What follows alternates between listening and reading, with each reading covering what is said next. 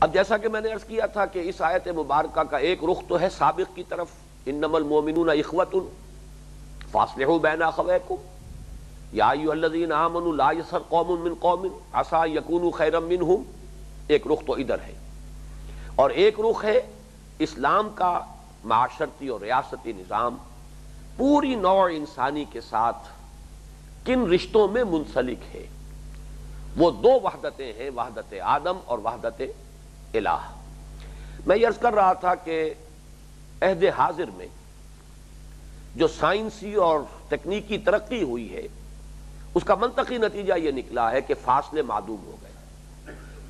اب دنیا ایک شہر کے مانند ہے، ملکوں کی حیثیت جو ہے در حقیقت اب ایک شہر کے محلوں سے زیادہ نہیں رہی، فاصلوں کا وجود نہیں رہا۔ اس کا تقاضا تو یہ ہے کہ کوئی ایک عالمی نظام وجود میں آئے۔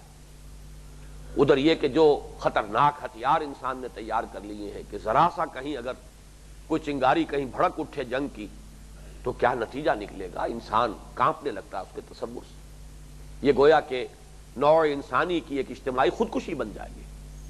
لہذا کوئی ایک نظم ہو، کوئی ایک نظام ہو تاکہ اس کے تحت جو ہے امن کو برقرار رکھا جا سکے۔ لیکن ایک نظام کے لیے دلوں کو جوڑنے والی بھی تو کوئی شے درکار ہے۔ حال یہ ہے کہ عہد حاضر میں دلوں کے رشتے جو کے تو قائم، نسلی برتری کا احساس، رنگ کی بنیاد پر برتری کا احساس، انسان کا جغرافیہ کی بنیاد پر ایک دوسرے کو من دیگرم تو دیگری، یہ جو احساسات ہیں ان خلیجوں کو پاٹنے والی کوئی شے انسان کے پاس موجود نہیں۔ اس کے لیے تو ایک ہی شے ہے اور وہ مذہب کے پاس ہے۔ وہ مذہب بھی وہ جو صحیح مذہب ہے، پرورٹڈ مذہب نہیں۔ مثلا یہ کہ مذہب ہی کی ایک شکل دنیا میں یہ بھی ہے جو ہندوؤں کے ہاں ہے کہ جو مختلف ورن ہیں وہ پرماتما کے مختلف حصوں سے بنے ہیں۔ برہمن جو ہے وہ خدا کے سر سے بنا ہے، لہذا وہ اعلیٰ ہے، عرفہ ہے۔ جس طرح انسان کے جسم میں سر ہے، بلند ہے، بالا ہے، اعلیٰ ہے، عرفہ ہے، اسی طریقے سے برہمن ٹاپ پر رہے گا۔ شودر جو ہے وہ اس کے پاؤں سے بنے ہیں، وہ گھٹیا ہے۔ یعنی ایک ہوا اوست کا تصور لے کر بھی وہ فرق و تفاوت قائم رکھا گیا، جبکہ وہ اصل دین جو اب ہمارے پاس اگر کسی درجے میں ہے تو وہ حضرت ابراہیم کو ماننے والے جو مذاہب ہیں ان کے ہاں وہ تعلیم موجود ہے اصولی اعتبار سے، لیکن کامل شکل میں، محفوظ شکل میں صرف مسلمانوں کے پاس ہے۔ آخری ایڈیشن قرآن مجید وہ نمایاں کرتا ہے کہ یہ دو چیزیں ایسی ہیں کہ جس کی بنا پر ہر دو انسان، چاہے وہ مشرق اور مغرب کے فاصلے رکھتے ہوں، چاہے وہ رنگت کا زمین و آسمان کا فرق ہو، ایک انتہائی سیاہ فام حبشی ہو اور ایک سرخ روح ہو کوئی انسان، ان دونوں کے مابین ایک قدر مشترک موجود ہے، بلکہ دو اقدار ہیں مشترک۔ سب کا پیدا کرنے والا ایک اللہ، انا خلقناکم، ہم نے تمہیں پیدا کیا۔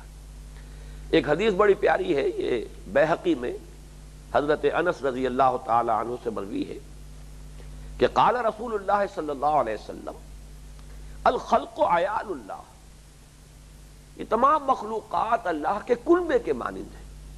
فاحب الخلق الی اللہ من احسن الی عیالہ، تو اللہ کے نزدیک ان تمام مخلوق میں سے محبوب ترین وہی ہے کہ جو اس کے عیال، اس کے کنبے، اس کے خاندان کے ساتھ حسن سلوک کرے، ان کی بہتری کے لیے کوشاں رہے، ان کی خدمت میں لگا رہے، وہی ہوگا کہ جو اللہ کو محبوب ترین ہوگا۔ تو یہاں تو انسانوں ہی کا معاملہ نہیں، کل مخلوق، حیوانات بھی اسی دائرے میں آئیں گے، خلق کے دائرے سے وہ بھی باہر نہیں ہے۔ لہذا شفقت اور رحم حیوانات کے اوپر بھی، کسی جانور پر بھی جو ہے، ٹھیک ہے آپ اس سے کام لیتے ہیں تو اس کی سیوا بھی کیجیے، اس کو اس کی ضروریات کا بھی اہتمام کیجیے، لیکن یہ ہے کہ کوئی ظلم اور تشدد اور اس کے اوپر اس کی طاقت سے زیادہ بوجھ ڈالنا، اس کی اجازت نہیں۔ جہاں انسانوں کا معاملہ ہوگا تو ظاہر بات ہے کہ یہ معاملہ اور بھی بہت زیادہ گمبھیر ہو گیا کہ وہ تو نہ صرف وحدت خالق کے رشتے میں پروئے ہوئے ہیں، وحدت آدم